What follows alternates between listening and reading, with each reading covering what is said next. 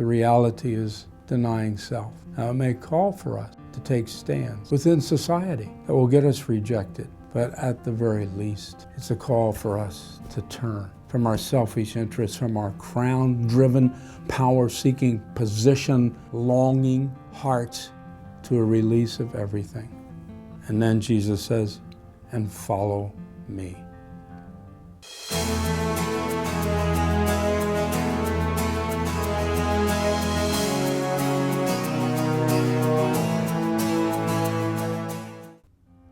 And if renouncing ourselves and taking up our cross are kind of event decisions that we make and then come back to and reaffirm and reaffirm and reaffirm, the next word, follow me, is a long-term process. It's ongoing. It continues indefinitely. It is a lifestyle, yes, but even more important, you know what it is?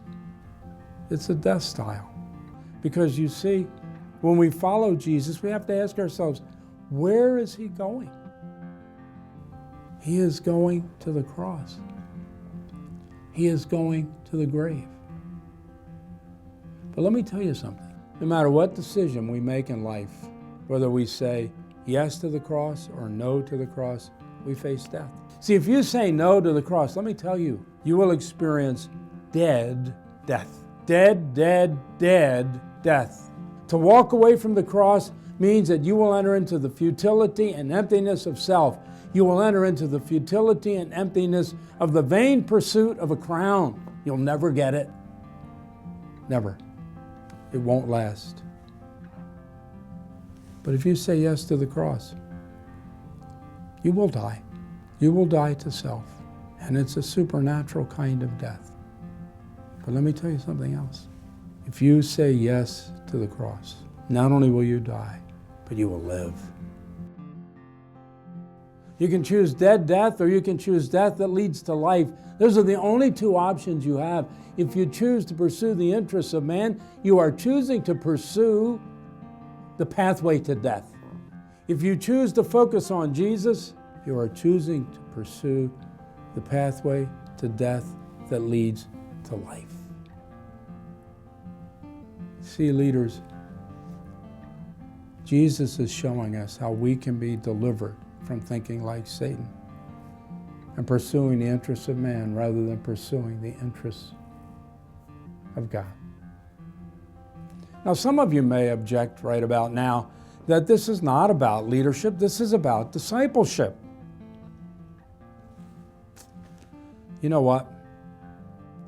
Discipleship is leadership in the New Testament.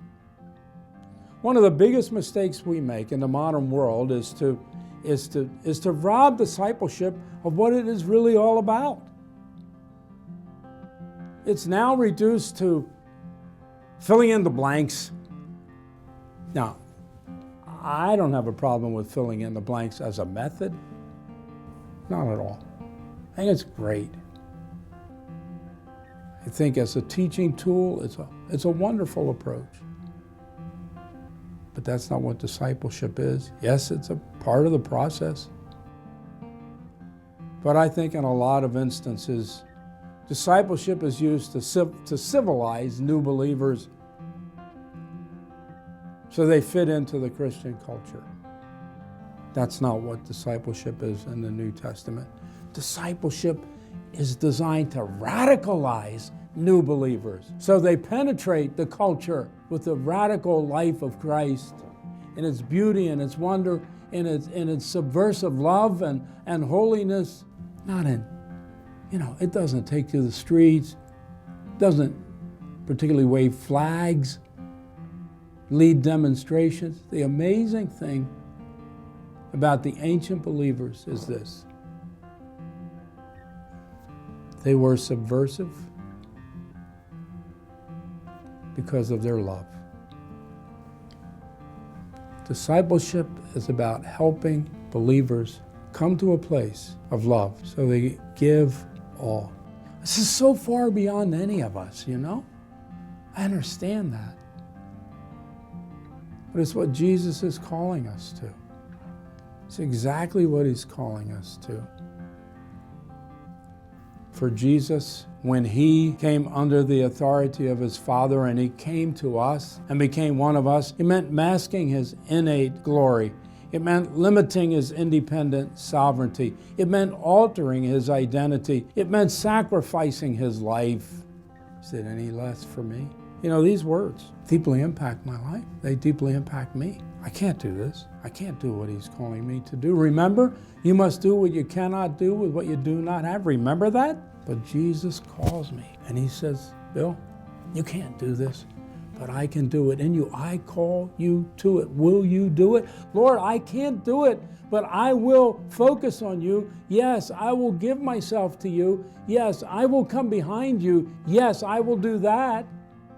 But you're going to have to enable me to deny myself. I don't have the strength to take up the cross. How could I possibly follow you? I fail. But his call is nonetheless to that. I think one of the reasons why we trivialize and scandalize and civilize the cross, we actually end up minimalizing the cross, is because it doesn't really make sense in life. Paul talks about the word of the cross. He says it's foolishness. He says it's a stumbling block to people around us. In fact, he calls it the weakness of God. The weakness of God. That is always how the Lord looks. He always looks weak. Go anywhere you want in the world. Government powers are there to destroy Christianity. Go anywhere you want in the world. Spiritual powers are there to destroy Christianity. Go anywhere you want in the world. Economic powers are there to destroy Christianity. It's been going on for 2,000 years. In every empire, in every spiritual force that has gone against the cross has been crushed by the weakness of God that is stronger than man's greatest power.